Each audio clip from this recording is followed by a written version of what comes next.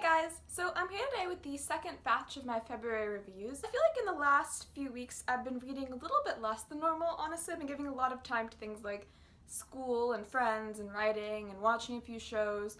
So I haven't been reading that much. What I have been reading I've been liking, not really loving any of these, but I do think I've read some pretty interesting things in the last week or so. So the first thing in this batch is Lady Killer by Joel Jones and Jamie S. Fritsch. This is just a graphic novel about a housewife, kind of like a 50s, 60s-esque housewife who kills people on the side with a knife. So there's a lot of gore, lots of blood, lots of violence if you're not into any of those things, or not even into, but if you have any kind of particular aversion to those things in your fiction, then definitely stay clear. So she just, assassinates a few people, gets in some trouble with the people at her assassination agency, and she just deals with that and with being a suburban housewife who has to keep up the facade of being like an ordinary woman who is like composed and calm and likes pretty things and cooking and not necessarily blood and gore. It's kind of interesting in that sense, and I really like the art of the book. Like, it's very colorful, it's very clean cut, and then the sections are broken up with little ads where it's satire on these 50s-esque ads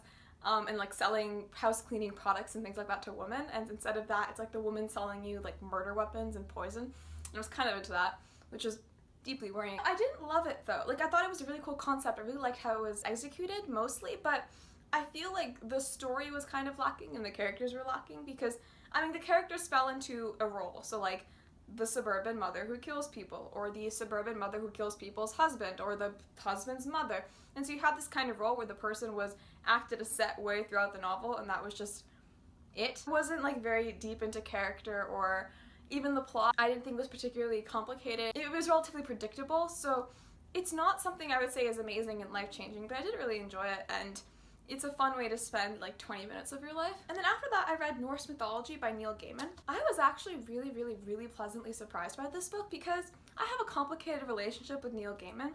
It's like, sometimes I tolerate him and sometimes I hate him, and sometimes I'm okay with him again and then I dislike him again. And I'm like, my end is very emotional and turbulent. On his end, he just kind of sits at home on a pile of money writing books, not really caring what I'm thinking.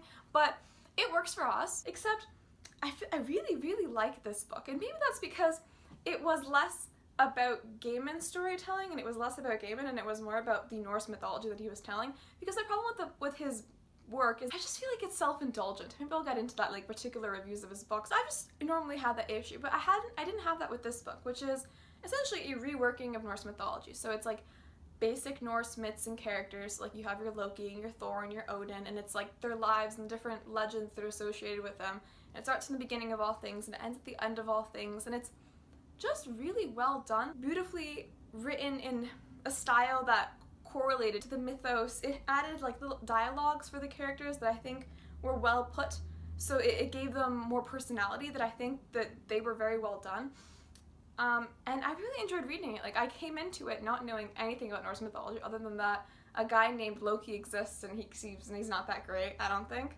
And that was all I knew. And then I came out and I feel like I have a good grasp of the basics of the mythology. It was also kind of interesting because, having read some of his other works, he talks this a little bit in the introduction to this, but like he read Norse mythology when he was very young, and that has so clearly influenced his writing. So for any like diehard Neil Gaiman fans, I'd also recommend reading this because you'd really get a sense of how this mythos has influenced his own writing and the mythologies that he's incorporated there. I'd recommend it to anyone who doesn't know anything about Norse mythology, for someone who really is interested in Neil Gaiman. Honestly, it was my favorite work of his that I've ever read. Which doesn't really say a lot because, again, I'm not the greatest fan, but still, I really enjoyed it. I would definitely recommend it. And after this, I read Shortcomings by Adrian Tomine.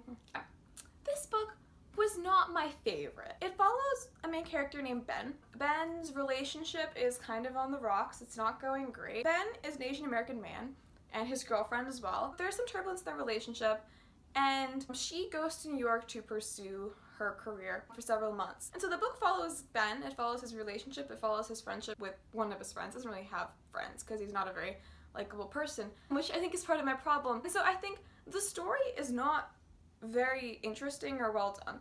I didn't enjoy the characters because I thought they were all tropes, in the sense that, he had a gay friend, and so his gay friend was like a super butch lesbian who liked to screw women, and that was it. That was his friend. And then Ben himself had it's like every person was just a trope, and so I didn't feel like I knew any of the characters by the end of the book. I mean, I did note that I disliked Ben. Ben essentially is the product of a lot of internalized racism. And I think that's kind of the point of the novel, where how Ben has internalized a lot of negative stereotypes about Asian Americans from like the culture surrounding him in North America, and so he's internalized them and then he's expressed them. At the beginning of the novel he says, I've never really felt racism.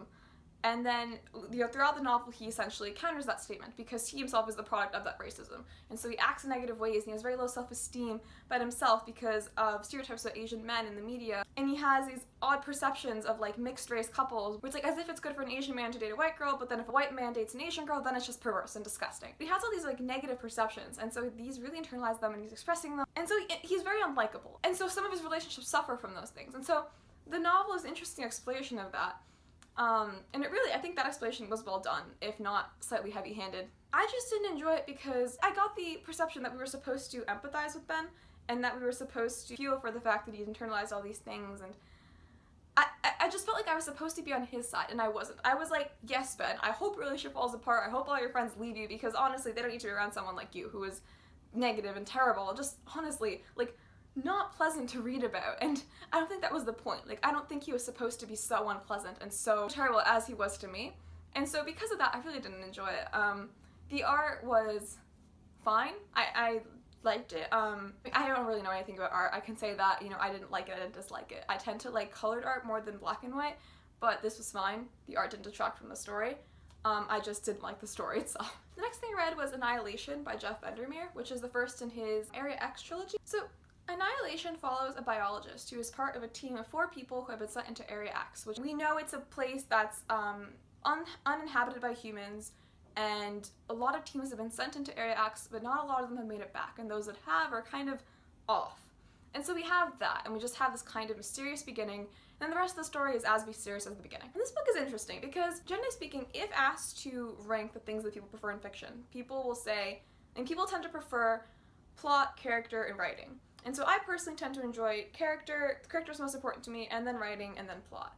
And this book had none of those things, because, like, the characters were vague. I think you spend some time with the biologist, and you spend some time, like, getting to know her and her past, but I still feel like by the end of the book, I didn't know her any better than I did at the beginning. You didn't get to know any of the characters, so for that, I didn't enjoy this book because of the characters. The writing, I think some people would enjoy.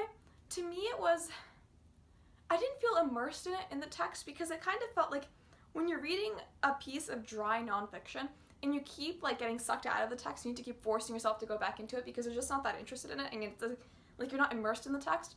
So the writing felt like that for me, so I didn't like the writing. And then there's virtually no plot. Like, there's no plot in this book. It's like she just wanders around and she finds out things about Area X, so that's it. The only thing really going for this book, I think, is atmosphere, and then, like, there are a few interesting themes about humanity and what we do know and what we don't know about nature, and how nature is independent of humanity, and our interactions with nature. It's like there are a few interesting things to think about, and then the atmosphere itself was very mysterious, and it was a little bit off, and everything was a little bit off throughout the novel. It was quite creepy. I didn't particularly love the book because, I mean, there were some interesting themes to think through, but the novel didn't so much explore them as introduce them, and I don't particularly care about the atmosphere of a story. And so because of that, I didn't enjoy it, but I do really see how, if you like slow science fiction, and if you like slow introspective stories or nature writing or things like that, I think you would really, really enjoy this, because what it does do is it sets up a setting, and it's a good setting, and it's a rich, wonderful setting, and if you enjoy reading that, then you'll love this book. And if you don't pick it up, you'll probably hate it. And the last book I read this month was Commonwealth by Ann Patchett. Speaking of the 3 things that people like about their novels,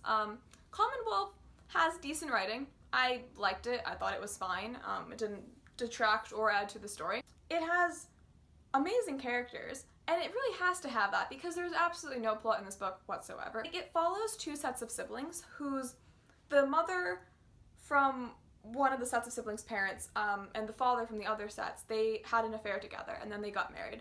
And so through that, the siblings were kind of joined together into one clan. And so they spent their childhood summers together. So we see some of their summers. We see the mother and the father beginning the affair. And then we also see the kids in their adulthood and looking back on their past. And so it's just a bunch of character interactions and a bunch of stories of all these siblings.